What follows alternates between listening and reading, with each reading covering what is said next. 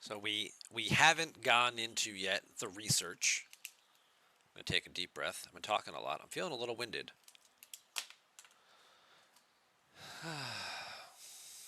Whoosa. Whew. Excuse me. Feeling a little stuffy. All right. So all the way out here, past our new Voyager tree, we now have Dragon Breath Smithing. So for those of you who maybe missed that one-off episode of Lower Deck that this whole theme is all based around, Andy Billups apparently descends from royalty of whatever species or race it is, and this particular culture has basically adopted or is stuck in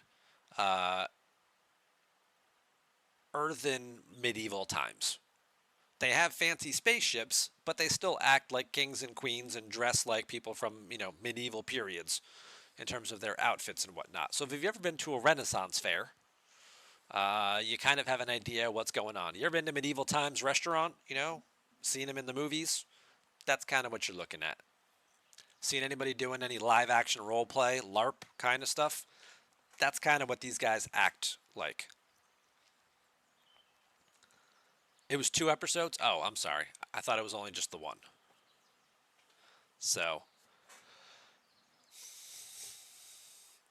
that's what all this is sort of based around. So that's kind of what some of the jokes are or some of the themes you're going to see. So we've got this Dragon Breath Smithing. This is boosting the warp range of your Monavine quite significantly, so you can get it up to these higher level systems. Now you've got a loot bonus. Base isolytic defense of your Monavine when fighting against your Texas hostiles. Base isolytic damage of all ships when fighting other players. Improves your broken part dropped, helping you source more broken parts, similar to what Picard Bev does in a lower deck slot. Boosting your weapon damage even further, scaling up to 300% increase in weapon damage, which will then get multiplied by isolytic cascade. This is boosting your isolytic damage a little bit, not much. Armada Cache is giving you more uncommon Armada credits. This is boosting your critical hit damage when fighting other players. So now you're getting another 100% potentially critical hit damage bonus. This is boosting your isolytic damage when fighting hostiles or Armada targets, but only for your Fedrom and Klingon ships. Those are just the ships you get from the faction stores. This one up here is boosting your rare Armada credits. Then you've got your epic Armada credits if you keep taking that all the way out. And eventually you get to the end, and this is going to boost your faction rep gain once you get all the way through there. So now you're going to get more faction rep, so now you can level up faster. Also out here, we've got more efficiencies. Again, more research, lowering the cost of your things. So instead of them fixing the economy, they're just going to give you more efficiency research to do and let you source it out yourself. This is boosting isolytic damage when you're attacking a station. This is going to be station upgrades. Okay, so this is another efficiency, lowering the cost of upgrading buildings. And lastly out here, you get a mining speed boost, because that's what you really want, is more of a mining speed boost. Now, it's a nice boost if you get it leveled up all the way, but, I mean, do we really need more boost to mining speed?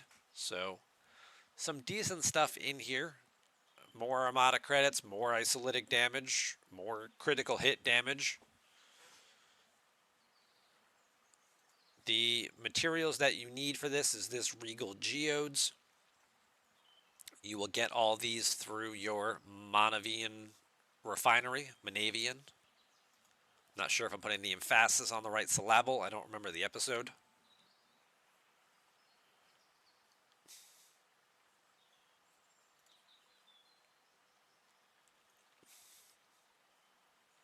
It was a two-part episode. Okay.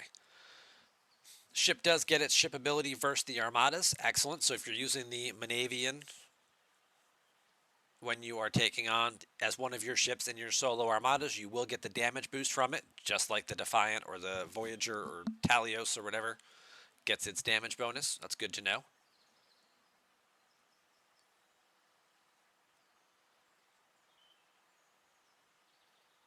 It certainly does help. Chris is talking about earlier, she had a tier 8 Newton. It had Cisco and Miles on it, and it did 800 million damage. She had the tier 1 Manavian with Picard, Beverly, and Eurydice on it, and did 810 million damage. Because of the damage multiplier, the Manavian outperformed her tier 8 Newton. Okay.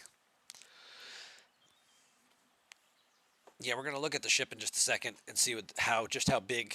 Because again, it's like the Franklin, it's like the Talios. It's got a huge damage bonus built right into the ship level. So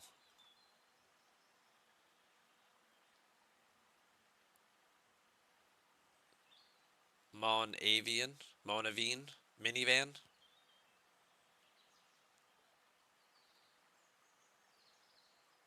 We're gonna call it the Mona. We're gonna call it the Mona.